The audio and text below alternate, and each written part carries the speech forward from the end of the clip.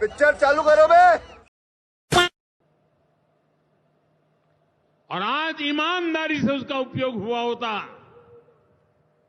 तो मेरे मुसलमान नौजवानों को साइकिल के पंक्चर बना करके जिंदगी नहीं गुजारनी पड़ती।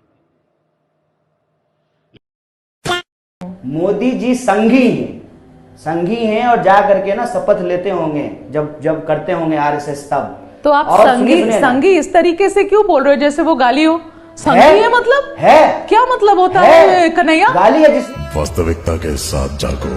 लाखों करोड़ों स्वयंसेवक इसकी टहनी, ये कोई साधारण वटवृक्ष नहीं, राष्ट्रीय स्वयंसेवक संघ भारत की अमर संस्कृति का आधुनिक अक्षय वट है। नमस्कार।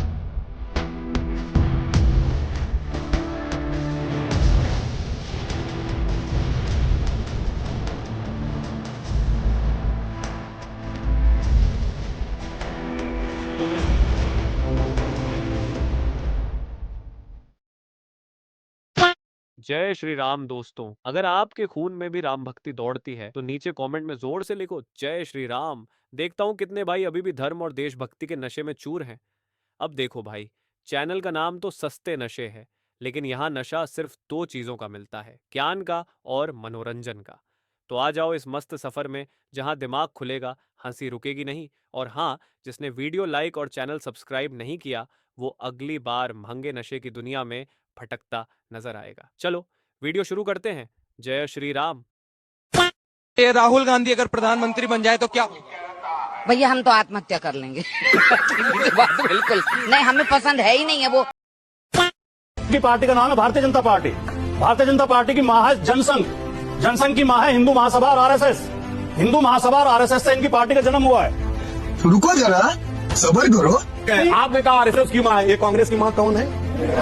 1885 में कांग्रेस ब्रिटिश सरकार के सेक्रेटरी एलन ऑक्टेवियम ह्यूम के द्वारा बनाई गई। पहले 25 साल में एक नहीं अनेक ब्रिटिश सरकार के सेक्रेटरी विलियम वेडनबर्ग, जॉर्ज ह्यूट, अल्फ्रेड रोथ। मैं इसका जवाब दूं और कौन किसको बाप मानता था मैं बताना चाहता हूं। सन 47 में से पहले अंग्रेजों ने रूल बना रखा था कि भारत का बजट शाम 5 बजे आएगा, चूंकि लंदन में 11 बजते थे। 1997 तक 5 बजे शाम को प्रस्तुत होता रहा। अटल जी की सरकार में चेंज हुआ। भाई कौन बात बना के रखा था?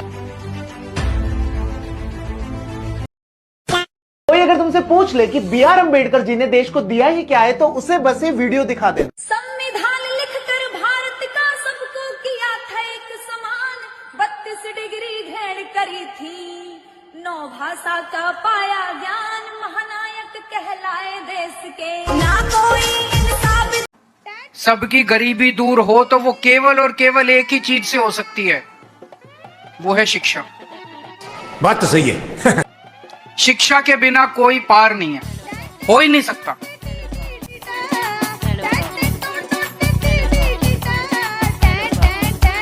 अगर हम अपने देश में बच्चों को शिक्षा नहीं देंगे, एक जैसी शिक्षा नहीं देंगे, अच्छी शिक्षा नहीं देंगे, देश तरक्की कर ही नहीं सकता। अरे साला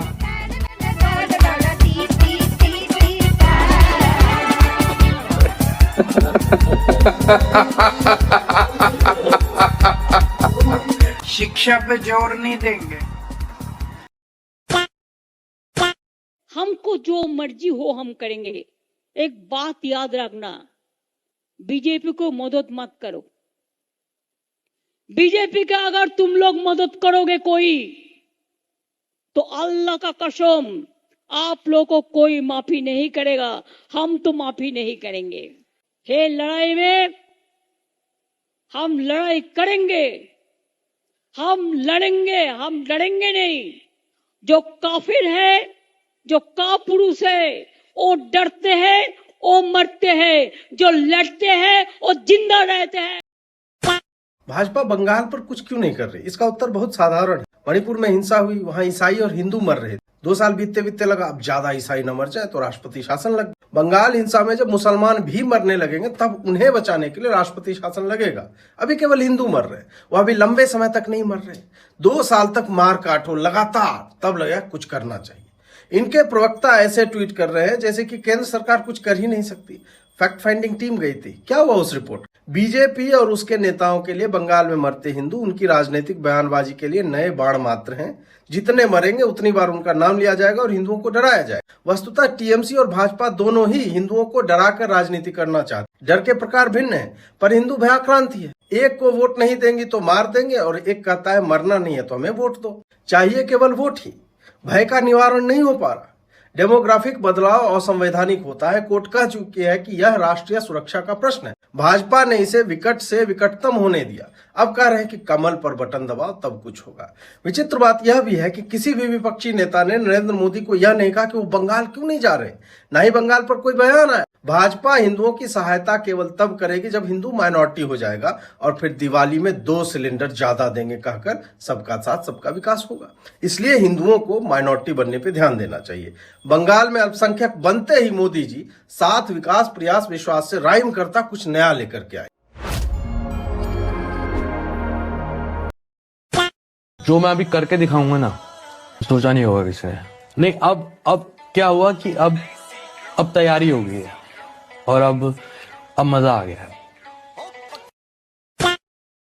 मोदी है तब तक लिख करके रखिए, देश को लूटने वाले, देश के गरीबों को लूटने वाले को पाई पाई वापस देना ही पड़ेगा। मैं छोड़ने वाला नहीं। बड़ी जानकारी आप तक पहुंचा दें। इस वक्त की सबसे बड़ी खबर, बेल्जियम में मेहुल चोकसी गिरफ्तार हुआ है। ये बड़ी गिरफ्तारी हुई है और ये देखा जाए तो गिरफ्तारी भारत के लिहाज से भी काफी ज्यादा अहम हो जाती है। देश ने मुझे इसी काम के लिए बिठाया है। जिन्होंने देश को लूटा है, जिन्होंने देश को तबाह किया है, उनको डरना ही होगा, उनको डरना ही होगा।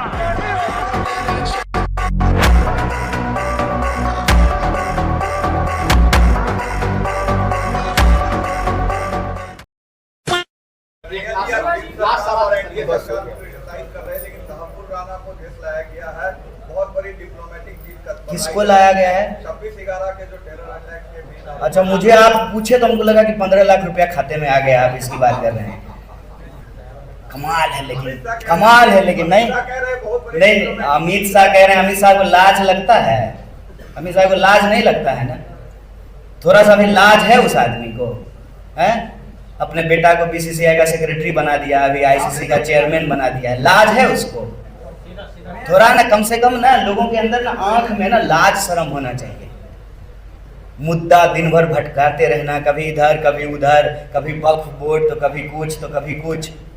एक चीज, एक डिलीवरी बताइए जो एनडीए सरकार ने किया हो, जिसपे जो है उसको लगातार इस देश के लोगों ने वोट दिया। क्या महंगाई कम हो गई है? ये हमारी उपलब्धि है। अलग से हम लोग बात करेंगे। कब हमने कहा कि वो भाजपा की साजिश है? कब कहा?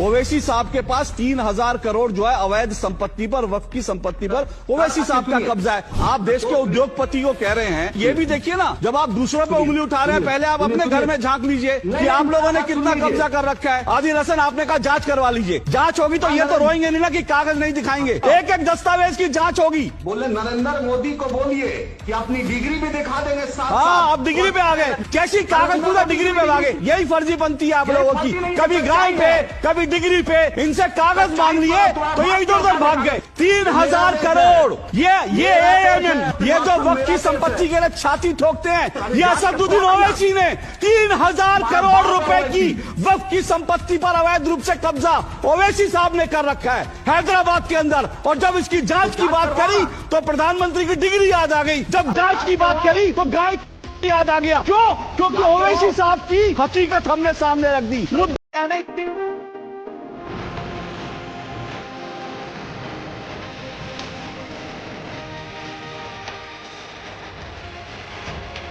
ये 12 बजे तक रात को डिलीवरी करती है ब्लिंकिट से। तो मैंने तो बोले कि सेफ्टी इशू नहीं रहता क्या? रात को 12 बजे एक अकेली लड़की हमारे 18 साल उम्र वो डिलीवरी करी, आप बताओ। बिल्कुल भी नहीं रहता है। सेफ्टी की कोई दिक्कत नहीं, कोई दिक्कत नहीं है। आज कोई माफिया किसी बेटी के साथ छेड़छाड़ कर पाएगा क्या? मालूम है ना उसको? अगर किसी बेटी के साथ छेड़छाड़ करेगा तो अगले चौराहे पर यमराज उसका उपचार कर देता है। मुझे बहुत अनसेफ फील होता था भैया, अयोध्या में हम लोग रह चुके हैं। ऐसा था ना, ये जो एरिया पे आप घूम रहे हैं यहाँ तो कोई, जितने में 2 एरिया बना हुआ उतने में एक सिंगल सड़क गाँव जैसा था। गाय कहीं भी आकर के कुछ भी कर रही है, घाटों पे यही हाल है। कहीं कहीं जाने में तो इतना डर लगता था कि ना जाने क्या हो जाए। सच में ऐसी चीजें होती थी। पर एक चीज मैंने उत्तर प्रदेश में देखी, वहाँ हमारे 2 सेंटर्स हैं, तो जो लड़कियां हैं जब मैं पूछता हूँ क्लास में कि कैसा है यहाँ का सिस्टम, तो 1-2 बार कुछ बच्चों ने ये कहा कि सर अब हमें शाम के बाद बाहर निकलने में डर नहीं लगता।